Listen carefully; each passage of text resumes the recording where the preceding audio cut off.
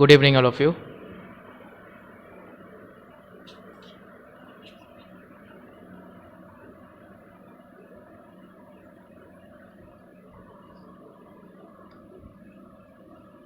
Our topic for today's lecture is atoms. So, this is revision class for that particular topic.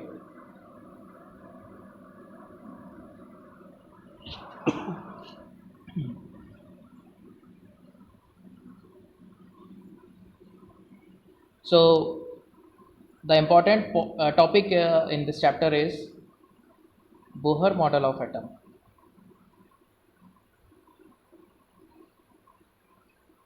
So, we will focus on this topic. What it says, what is the first point? It says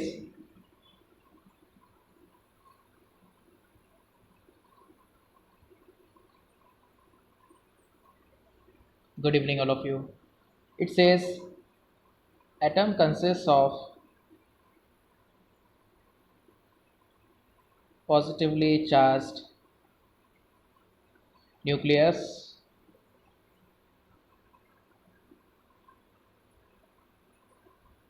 with charge of good evening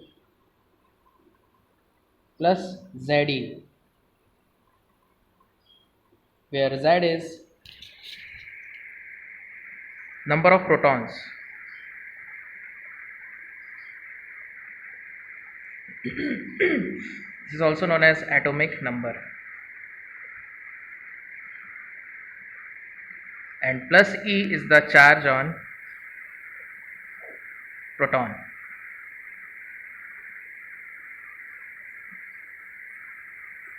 And what about electrons? So electron revolve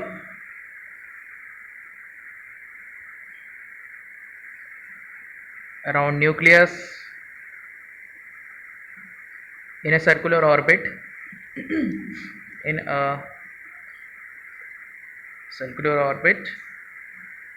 such that centripetal force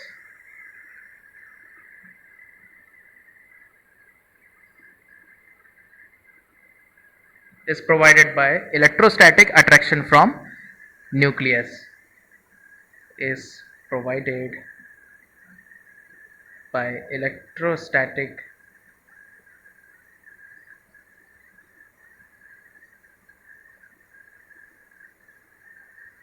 nucleus में positive charge है, electron में negative charge है. ठीक है, तो attraction जो होता है कूलम्स लॉ के अकॉर्डिंग, कूलम फोर्स, वही उनको सेंट्रीपिटल फोर्स प्रोवाइड करेगा इलेक्ट्रॉन्स को. तो अब यहाँ से हम डेरिवेशन शुरू करेंगे. तो देखो, जैसे कि ये प्लस Ze चार्ज है न्यूक्लियस, इसके अराउंड सर्कुलर ऑर्बिट में इलेक्ट्रॉन है, तो उसका कुछ रेडियस होगा, उसका कुछ टेंजेंशियल वेलोसिटी होगा, एंगुलर वेलोसिटी होगा, टाइम पीरियड होगा, फ्रीक्वेंसी होगी, काइनेटिक एनर्जी, पोटेंशियल एनर्जी. तो एक एक करके हम सभी का एक्सप्रेशन निकालते हैं. तो शुरुआत करते हैं. Centripetal force is equal to magnitude of electrostatic force between electron and nucleus. तो यहाँ से आ जाएगा K Ze into E by R square.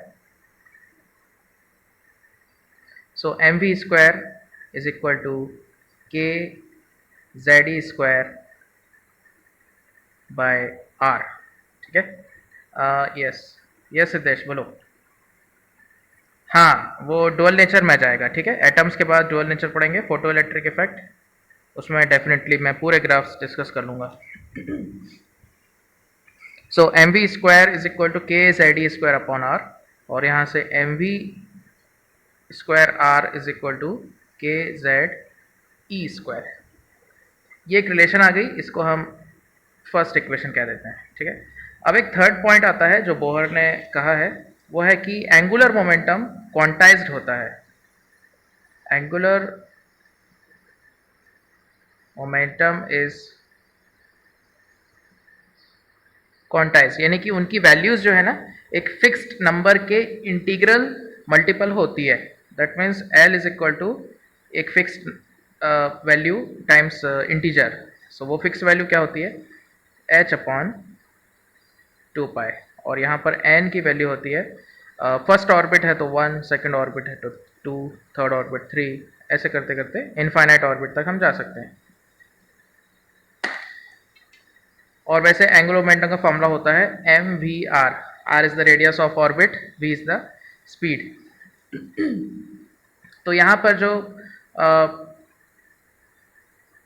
M V square R is equal to K Z E square है, वहाँ M V R को N H upon 2 pi रख दो। तो नेक्स्ट पेज में मैं आ रहा हूँ, अब देखो M V square R is equal to K Z E square, और M V R is equal to है एन एच अपॉन 2 पाई। तो यहाँ से देख सकते हो v into N H upon 2 pi is equal to K Z E square. So यहाँ से वेलोसिटी का फॉर्मूला आ गया 2 pi K Z E square upon N H. अब यहाँ देख सकते हो जो कांस्टेंट वैल्यू है वो है 2 pi k e square by H, ये एक नंबर कांस्टेंट नंबर आएगा, ठीक है। और वेरिएबल टर्म क्या आ रही है यहाँ पर, z अपॉन एन। सो जो वेलोसिटी है z और n पर डिपेंड करता है, और ये कांस्टेंट की वैल्यू होती है 2.2 into 10⁶ metre per second into Z by N, okay. और अब इसके बाद हम रेडियस देख सकते हैं, देखो ध्यान से। सो यहाँ मैं साइड में लिख देता हूँ ये फॉर्मूला वेलोसिटी का, v is equal to 2 pi k e square by h into Z by n, v is proportional to Z by n. अब हम निकालते हैं रेडियस। तो यहाँ से देख सकते हो M V R is equal to N H upon 2 pi से r is equal to N H upon 2 pi M V, so that means nh upon 2 pi m v, which is 2 pi k e square z upon h into n। इसे simplify कर लो, ये हो जाएगा n square h square divided by 4 pi square m k e square into Z. Constant term को अलग कर लो, r is equal to होएगा H square upon 4 pi square m के ई स्क्वायर, ये कॉन्स्टेंट टर्म आ गया, और अलग से जो वेरिएबल होगा n स्क्वायर अपॉन जेड। सो यहाँ से रेडियस का वैल्यू आ गया, कांस्टेंट वैल्यू होती है इसकी r is equal to 0.53 angstrom n square by Z. ये हो गया रेडियस का formula, and this is velocity. So radius जो है n स्क्वायर बाय जेड पर डिपेंड करता है। n is the orbit number and z is the atomic number. चलो अब हम डिराइव करते हैं पोटेंशियल एनर्जी। किसी स्टेप में डाउट आए तो यू कैन आस्क।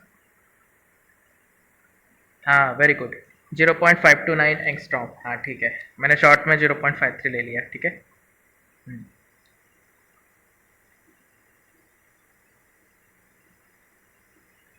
और अब पोटेंशियल एनर्जी का डेरिवेशन देखो, एक बार ये फॉर्मूला डिराइव कर लें फिर हम क्वेश्चंस करेंगे।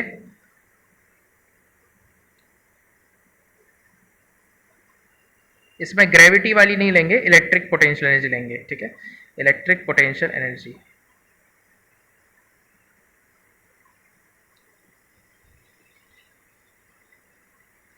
Of electron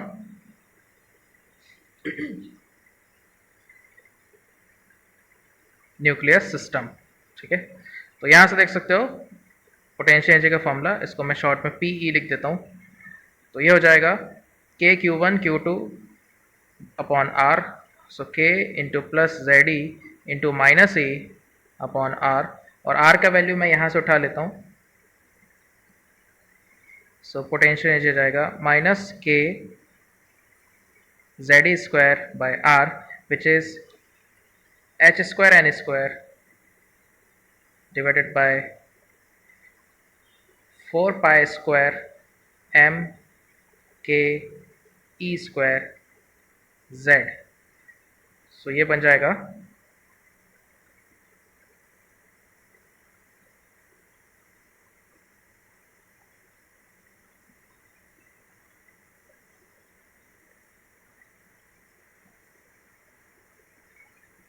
minus of 4 pi square M k e square Z into k Z E square divided by H square N square.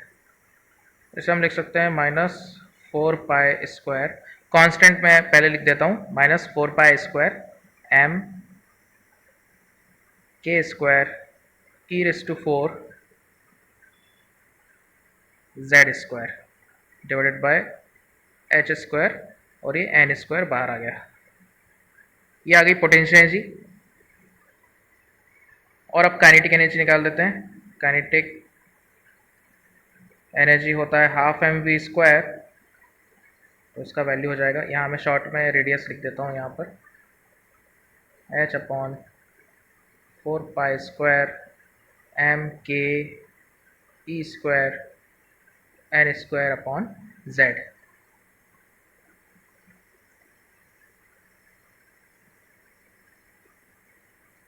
So kinetic energy का फॉर्मूले में हम v की वैल्यू रख देते हैं, तो यह जाएगा m by 2 into V square मैं यहाँ से उठा लेता हूँ 4 pi square K square E raise to 4 by H square into Z square upon N square. तो ये बन गया 2 pi square M K square E raise to 4 upon H square into Z square by N square. ये constant आ गया। यहाँ से हमको एक रिलेशन मिल रहा है पोटेंशियल एनर्जी और काइनेटिक एनर्जी में, देख सकते हो पोटेंशियल एनर्जी काइनेटिक एनर्जी का -2 टाइम्स है। Potential energy is -2 times kinetic energy. और इसी के नीचे मैं टोटल एनर्जी भी लिख देता हूँ, देख सकते हो total energy. So total energy आ जाएगा kinetic energy plus potential energy,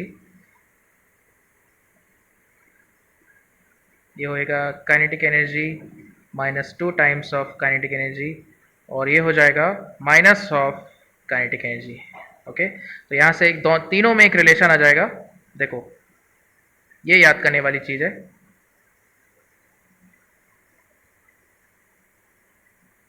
kinetic energy is equal to minus of total energy is equal to minus of potential energy by 2। ये एक रिलेशन हो गया। टोटल एनर्जी दिया है उसको माइनस से मल्टीप्लाई कर दो, काइनेटिक आ जाएगा। पोटेंशियल एनर्जी दिया है -12 से मल्टीप्लाई कर दो, काइनेटिक एनर्जी आ जाएगा। ठीक है, तो ये रिलेशन को याद रखना है।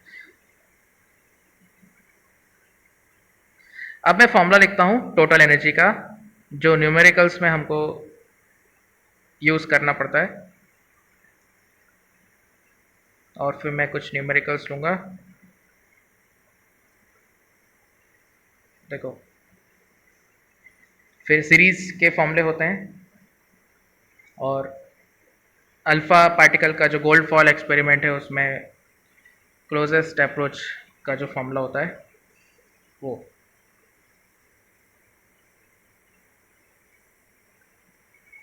सो टोटल एनर्जी का फॉर्मूला है, नेगेटिव में है टोटल एनर्जी, इसकी वैल्यू होती है -13.6 electron volt Z square upon N square. So जैसे हाइड्रोजन एटम की बात करें तो उसके जो शुरू के 5 ऑर्बिट हैं उनके लिए हम एनर्जी निकाल लेते हैं। Total energy of electrons up to 5th orbit हम फाइंड करते हैं। देखो हाइड्रोजन एटम ये गैशियस स्टेट में होता है, जो 1H1 हम बोलते हैं, गैशियस स्टेट।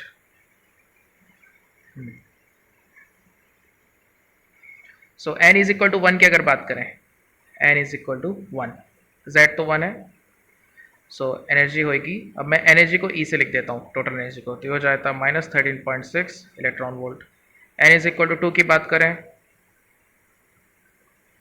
तो ये हो जाएगा -13.6 upon 2 square, so that is -13.6/4, और इसका वैल्यू आ जाएगा -3.4 इलेक्ट्रॉन वोल्ट। ये टोटल एनर्जी है, पोटेंशियल और काइनेटिक हम ये रिलेशन से निकाल सकते हैं।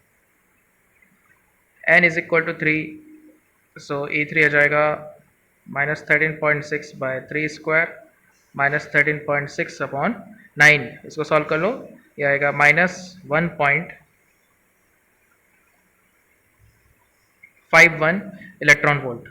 और फिर n इज इक्वल टू 3 का निकाल लेते हैं, n E3 हो गया, E4 चाहिए, yes, n is equal to 4 के लिए E4 ये हो जाएगा -13.6 upon 4 square, so that means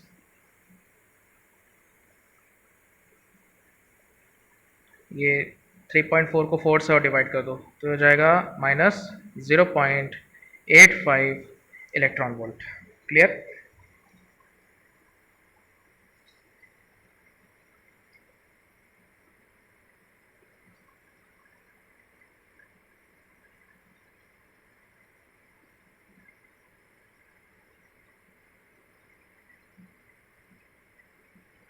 तो एक डायग्राम मैं बना देता हूं, जैसे ये है n इज इक्वल टू 1, फिर आगे चल के n is equal to 2, then n is equal to 3, n is equal to 4, और लास्ट में n इज इक्वल टू 5। देख सकते हो जो सेपरेशन है वो कम होता जा रहा है। 1 और 2 का जो एनर्जी डिफरेंस है वो सबसे ज़्यादा है, देन 2 एंड 3 का डिफरेंस, 3 और 4 का और कम हो गया डिफरेंस, 4 और 5 का और कम हो गया, राइट? तो यहाँ इलेक्ट्रॉन्स के जो ट्रांजिशन होते हैं वो हम कैसे फाइंड करें, और हायर ऑर्बिट से लोअर ऑर्बिट कितने ट्रांजिशंस पॉसिबल हैं, तो वो हम नेक्स्ट अब देखते हैं, transition of electrons.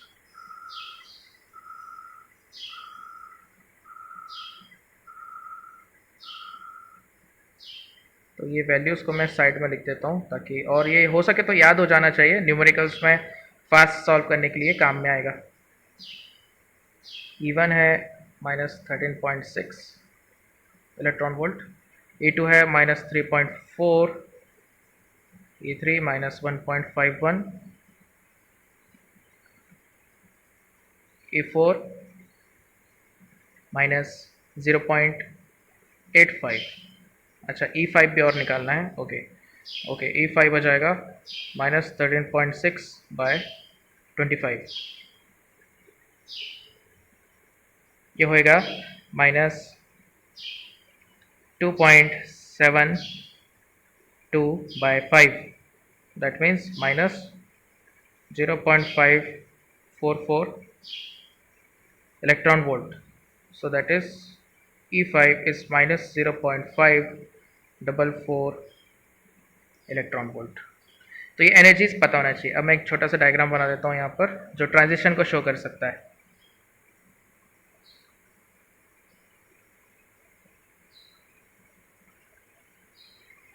If electron is in second orbit suppose, तो उसको स्टेबिलिटी गेन करने के लिए फर्स्ट ऑर्बिट में आना पड़ेगा।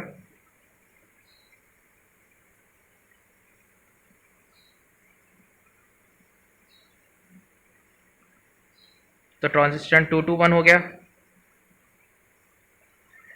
अच्छा, 3 में अगर है तो 3 से 2, 3 से 1, पॉसिबिलिटी क्या क्या है, 3 से 2, 3 से 1 और 2 से 1।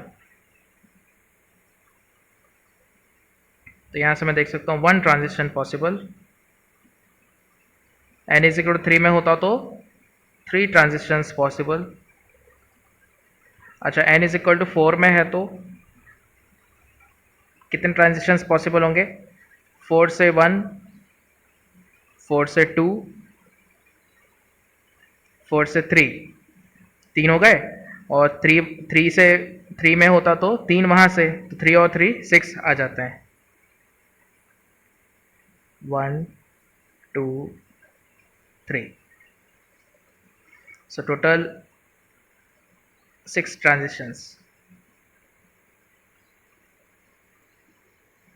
सो इसका एक डायरेक्ट फॉर्मूला है n into N plus one upon two, number of transitions का, number of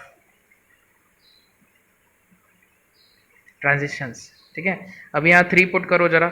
so 3 into 4/2, 3 into 4/2, ये हो जाएगा 3 into 2,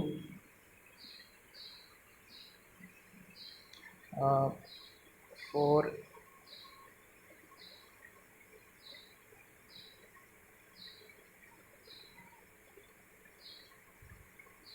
just a second, 4 to 1, 4 to 2, 4 to 3,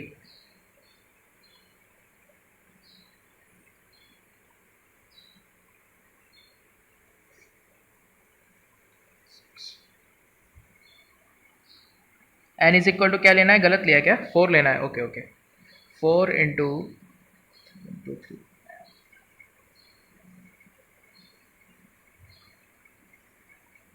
yes guys, क्या बोल रहे हो?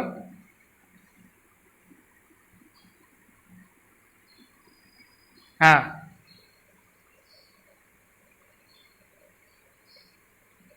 हाँ, n into N minus one होता है, राइट? चेक करके मुझे बताओ क्या होता है formula, n into N minus one और n plus one.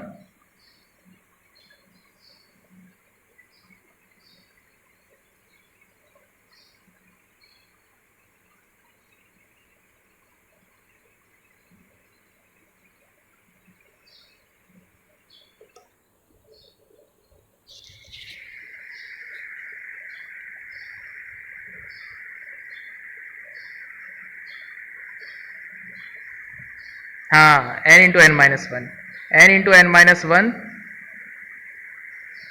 By two, n into N minus one by to.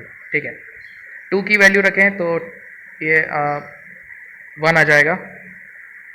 3 रखने से 3 इंटू 2/2, 3 आएगा। और 4 है तो 4 इंटू 3/2, 6 आ जाएगा। Right guys, okay. n into N minus one upon to.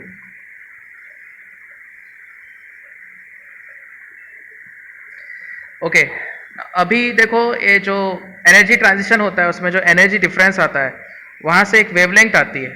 ठीक है, एनर्जी लूज करेगा तो इलेक्ट्रोमैग्नेटिक रेडिएशन के फॉर्म में एनर्जी आती है। तो मैं नीचे लिख देता हूँ और फिर हम डायरेक्ट क्वेश्चंस करते हैं। When electron lose energy, radiation will have wavelength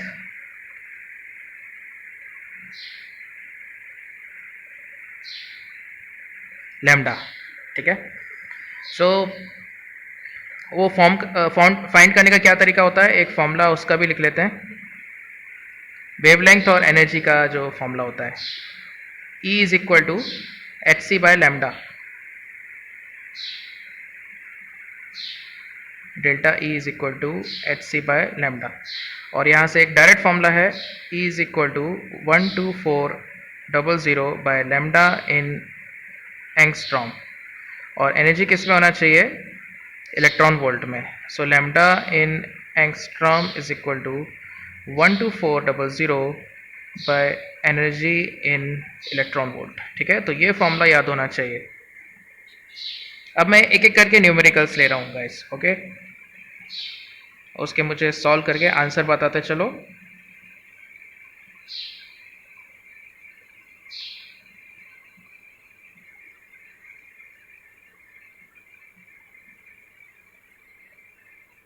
चलो फर्स्ट क्वेश्चन लेते हैं।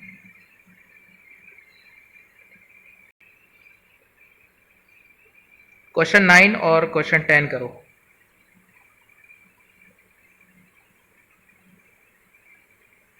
9 का आंसर दो पहले, क्या आएगा?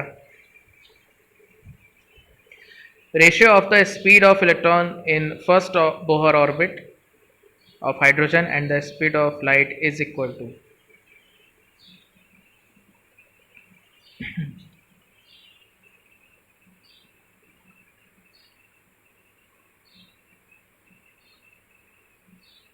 बोलो क्या आंसर है?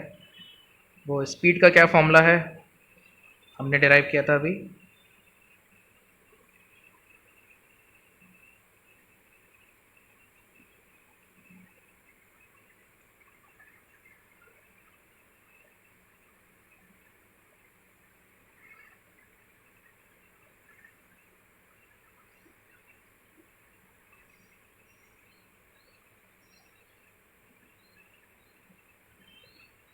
बोलो आंसर आया तो बोलो। स्पीड का फॉर्मूला हमने जो डिराइव किया है वो है यहाँ से M V square R is equal to K Z E square, M V square R is equal to K Z E square, M V R को एन एच अपॉन 2 पाई रख दो, सो वी आ जाएगा 2 pi K Z E square upon N H. Hydrogen atom का बात कर रहा है और n is equal to 1 first Bohr orbit, तो स्पीड आ जाएगी 2 pi k e square upon H. तो रेशियो क्या आ जाएगा? v by C, 2 pi k e square by C H, ठीक है ना। अच्छा k की वैल्यू हम रखते हैं 1 upon 4 pi epsilon naught, so 2 pi 1 upon 4 pi epsilon naught into E square by C H. So हमारा आंसर आया E square upon C H 2 C H epsilon naught, E square upon 2 C H D आ गया, right guys? E square upon 2 C H epsilon naught D. Chat के through मुझे answer बताते जाओ। हाँ z की वैल्यू 1 आ जाएगा, हाँ डी आ गया ना, क्लियर। चलो 10th क्वेश्चन करो अब, 10th।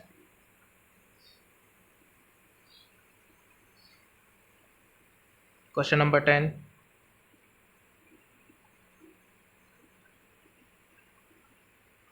Wavelength of first line of Lyman series. Lyman series में फर्स्ट लाइन कहाँ से कहाँ होती है? n is equal to 2 to n is equal to 1। इसका वेवलेंथ दिया हुआ है 1216 एंगस्ट्रॉम। 10th क्वेश्चन देखो, ये हाइड्रोजन के लिए है।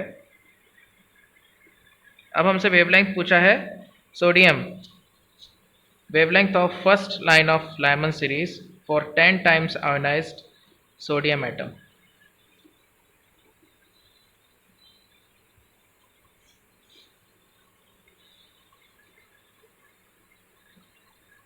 सोडियम में, सोडियम का क्या होता है? 11 होता है ना एटॉमिक नंबर, 281। सो 10 टाइम्स आयोनाइज्ड मतलब लास्ट में एक इलेक्ट्रॉन बचेगा, सिंगल इलेक्ट्रॉन। तो ठीक है, जो एनर्जी होता है ये किस पर डिपेंड करता है? Z square upon N square, ठीक है। सो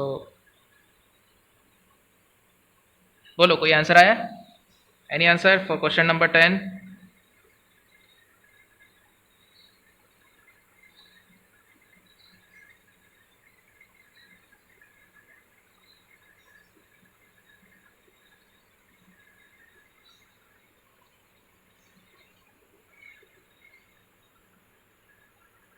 देखो हाइड्रोजन के केस में एनर्जी क्या होगी?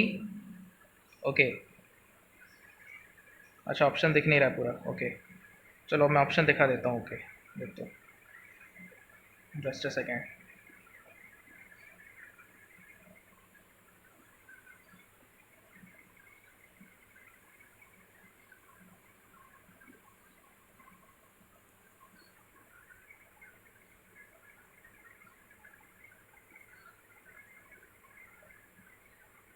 ऑप्शन मिसिंग है इसका, ठीक है अपन ऐसे ही निकाल लेते हैं। हाँ 10 आ रहा है, ओके।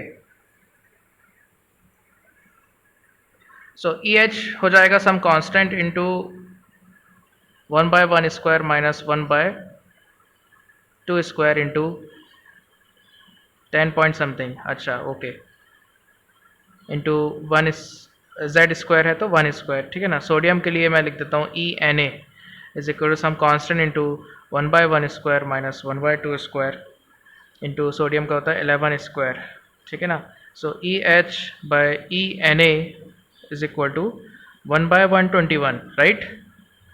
सो ये हो जाएगा lambda N A upon lambda H. So lambda N A होएगा lambda H upon 121। So lambda H है 1216 angstrom divided by 121। Yes guys 10 point something आ जाएगा, right, clear, very good Siddhesh. So 10 point something इसका answer आएगा, ठीक है, वो option miss हो गया है। 10 पॉइंट समथिंग एंगस्ट्रॉम, ठीक है। चलो नेक्स्ट क्वेश्चन करते हैं आप।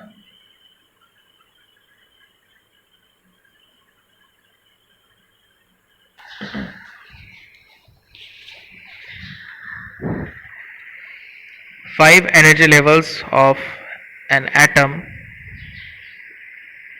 one being much lower than the other four, each of which produces a photon of definite energy and frequency. Which one of the spectra below best corresponds to the set of transitions indicated?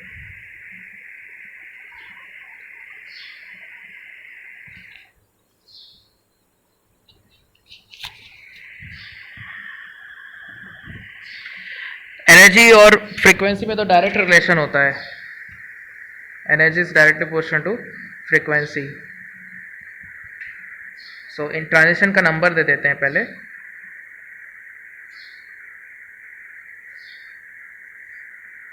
सो जो frequency का difference है वो भी energy के difference पर depend करेगा, right.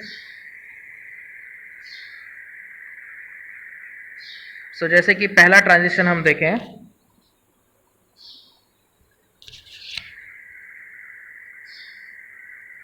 इनकी numbering कर देते हैं, 1 2 3 4 5।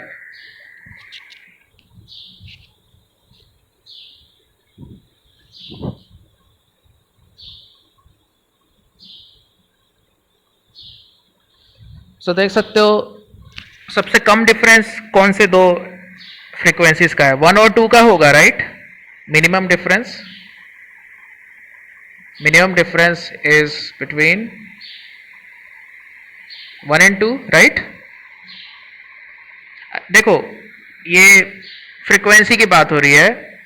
अगर जैसे मैं पहला ऑप्शन देखूं, पहला ऑप्शन में जो पहली लाइन है ना वो पहली ट्रांजिशन की फ्रीक्वेंसी है, दूसरी लाइन दूसरे ट्रांजिशन की फ्रीक्वेंसी है।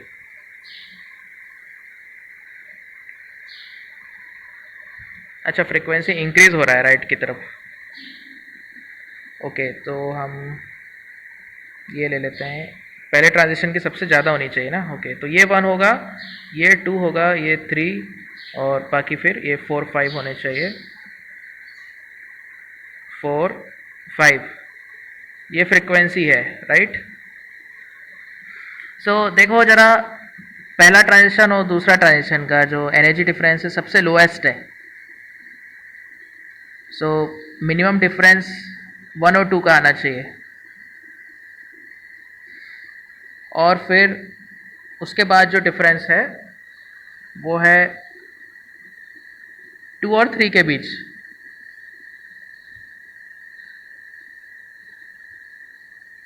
फिर जो डिफरेंस आ रहा है गैप, फ्रीक्वेंसी का गैप, वो देखो 2 और 3 के बाद फिर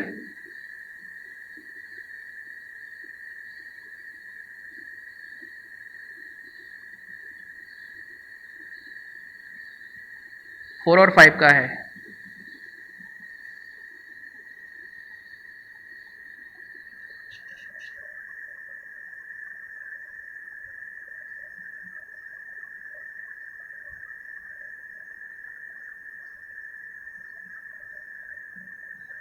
हम्म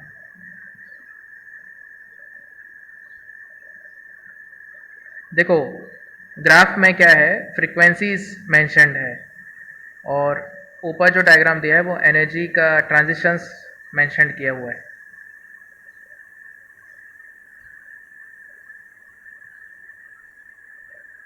सो हाईएस्ट फ्रीक्वेंसी तो फर्स्ट ट्रांजिशन की होगी, उसके बाद second, then third, then fourth and then fifth.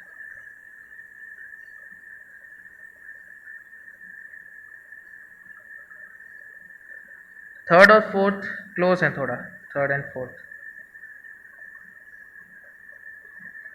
ठीक है, इसका ऑप्शन क्या डी आ रहा है क्या?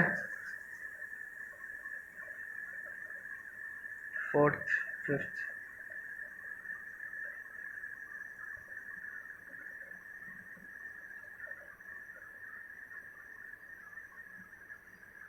ओके गाइस, इसको हम बाद में देखते हैं।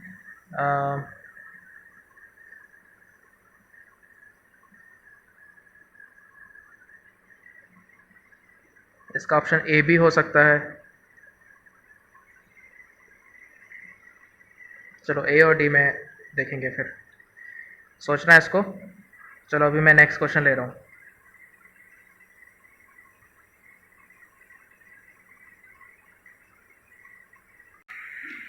अगर मैं डी ऑप्शन को देखूं,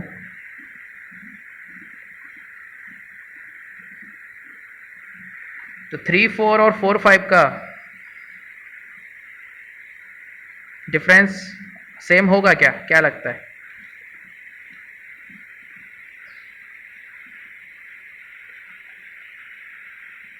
थ्री फोर का ज़्यादा दिख रहा है डी ऑप्शन में डिफरेंस।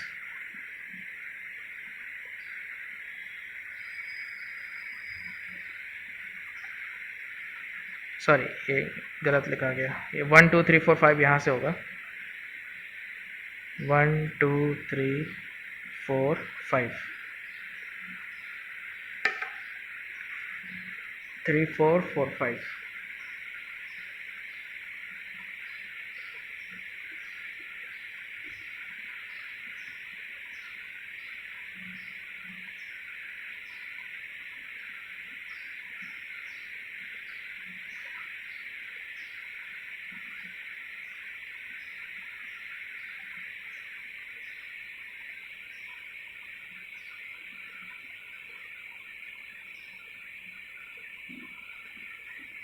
ठीक है, नेक्स्ट क्वेश्चन करें अभी।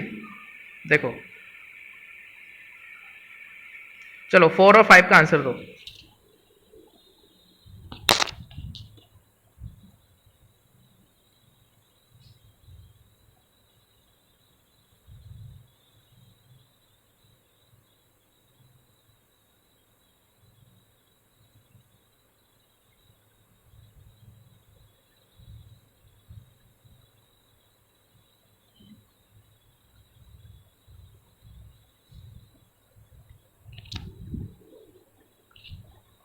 Okay, third orbit to first orbit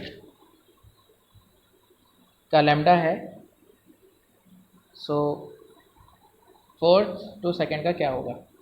इसमें रेडबर्ग वाला फॉर्मूला लगा दो, 1/λ is proportional to 1/n1² minus 1/n2², ऐसा कर लो। n1 की वैल्यू छोटी होनी चाहिए n2 से। सो 1/λ/1/λ2 इज इक्वल टू, पहले वो गया 3 to 1, so 1/1² minus 1/3² divided by then 4 to 2, तो 1/2² माइनस 1/4²। इसको सॉल्व कर लो। सो λ2/λ1, आसान सा क्वेश्चन है राइट। 1 माइनस 1/9, 8/9 अपॉन 1/4 माइनस 1/16,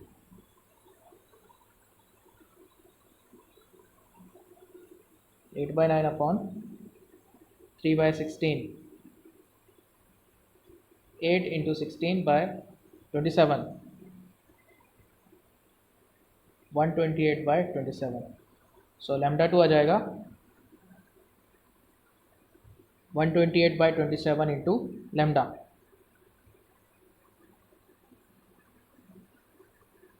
क्लियर? ए आ रहा है आंसर, देखो, राइट? समझ आया?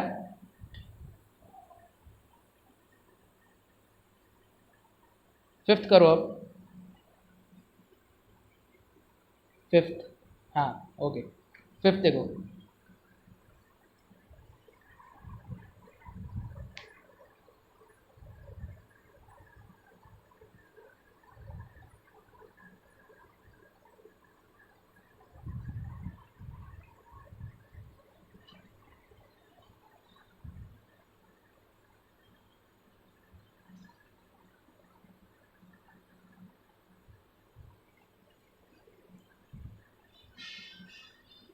Transitions between three energy levels in a particular atom give rise to three spectral lines in increasing magnitudes lambda 1, lambda 2, lambda 3. Which one of the following equations correctly relates lambda 1, lambda 2 and lambda 3?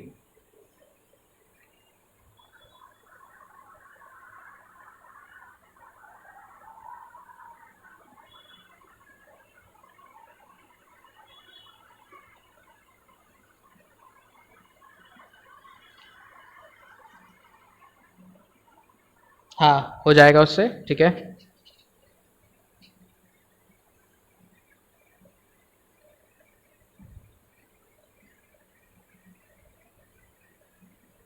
देखो जैसे कि 1 2 3 orbit है, ठीक है। सो increasing magnitudes हैं, सबसे ज़्यादा है लैम्डा 1, तो एनर्जी सबसे कम होना चाहिए, राइट? एक मिनट, थोड़ा डायग्राम मैंने गलत बना दिया, तो ऐसा बनना चाहिए diagram.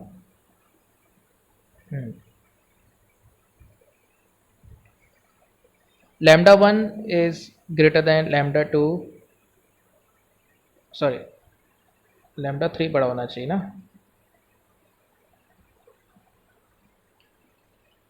Increasing magnitude,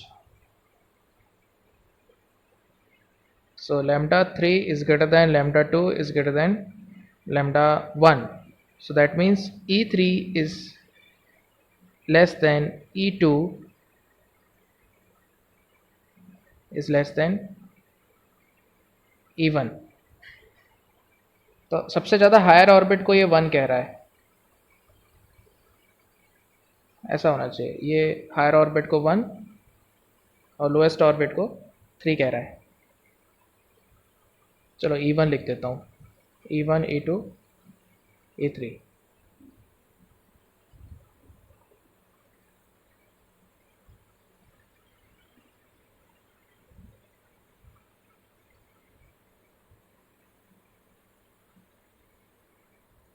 delta E1 सबसे ज़्यादा है, सो ये हो गया डेल्टा E1। बोलो आंसर आया कुछ? बस वो देख लो कौन से दो का बराबर एक होना चाहिए ऐड होने से। श्रोडिंजर वेव इक्वेशन, नहीं वो नहीं है, ये सबसे छोटा होना चाहिए डेल्टा E3, और फिर ये हो जाएगा बीच का delta E2। So delta E3 plus delta E2 is equal to delta E1। अब डेल्टा E3 के करस्पॉन्डिंग है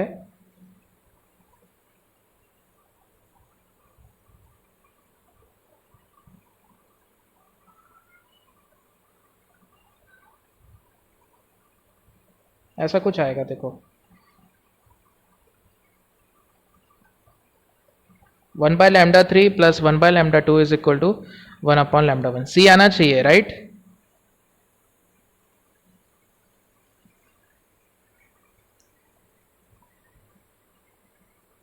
हर्ष बोलो answer.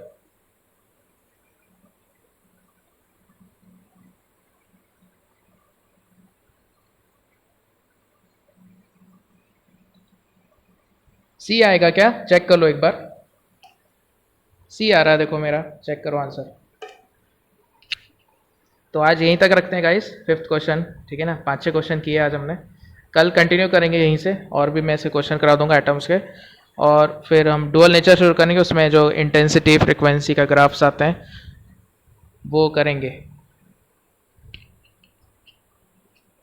Then after that we will start nuclei. Delta E is equal to delta 3 to N2।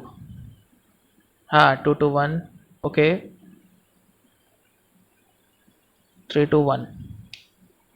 सी आ रहा है ना, हाँ ठीक है, चलो ठीक है, ओके ओके, चलो फिनिश कर रहा हूँ मैं, ओके। डाउट है तो पूछ लेना ग्रुप में, क्वेश्चन है तो। चलो bye bye, take care, thank you.